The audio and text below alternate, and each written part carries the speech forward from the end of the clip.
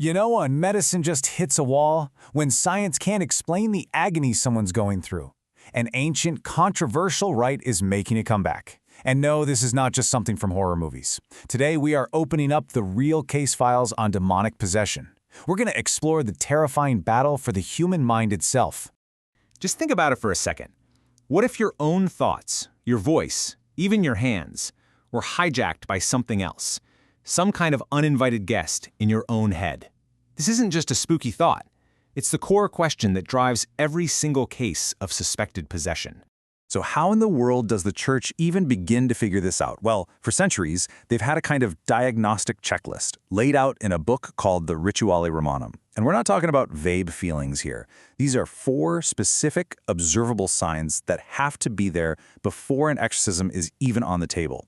It's the moment the spiritual gets terrifyingly physical. But this is where things get really complicated. Are these signs actual proof of a spiritual invasion, or are they symptoms of something else? Something rooted not in the soul, but deep inside the brain? And right here, this is where the battle lines are drawn. You have one person, one body, experiencing the same terrifying things, but seen through 2 completely different lenses. A priest might see xenoglosy, speaking a language you've never learned, and say, that's a demon.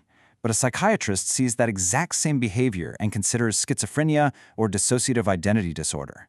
It's this high-stakes mystery with a human life hanging right in the middle.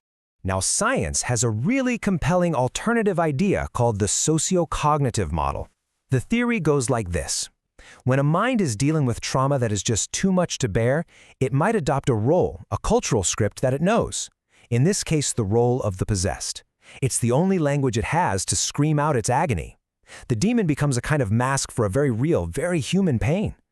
To really understand what happens when these 2 worlds, faith and science, collide with absolutely catastrophic results, we need to open a real case file. This isn't theory anymore. This is the story of Anneliese Michel, a young woman who is tragically lost in that gap between the church pew and the pharmacy. Anneliese's story didn't start with a demon. It started in 1968 with a medical diagnosis, temporal lobe epilepsy.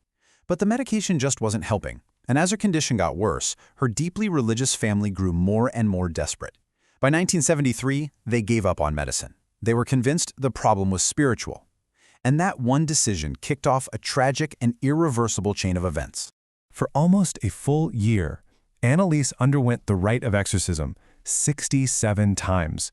That's nearly every day. Priests would engage in these intense spiritual battles for her soul, sometimes for 4 hours at a time. And we know this because many of these sessions were actually recorded. At some point, she completely stopped eating. She believed that starving herself would somehow weaken the demons she was convinced were inside her.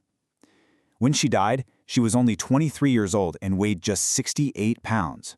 The cause of death was severe malnutrition and dehydration, all while undergoing a sanctioned religious ritual.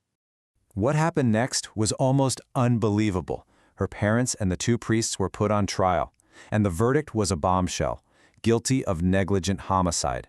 The court basically argued that they allowed a treatable illness to become fatal. That case sent shockwaves all the way to the Vatican and forced them to rethink their ancient rules, demanding that medical advice had to be sought first.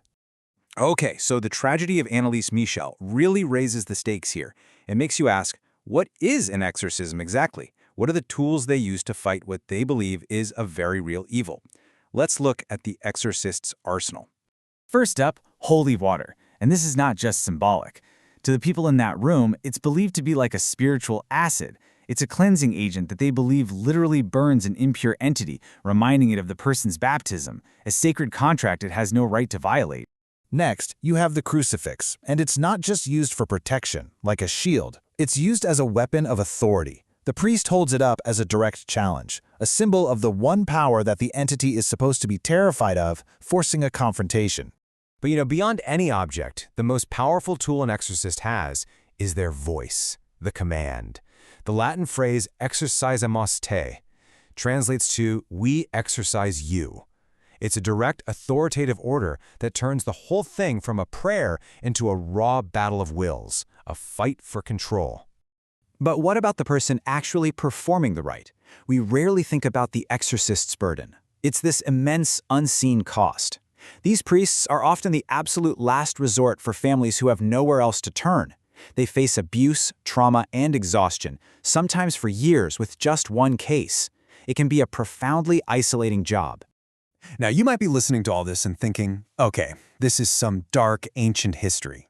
But here's the major twist. We are living through a modern exorcism boom right now. This ancient rite isn't just surviving in the 21st century, it's absolutely surging.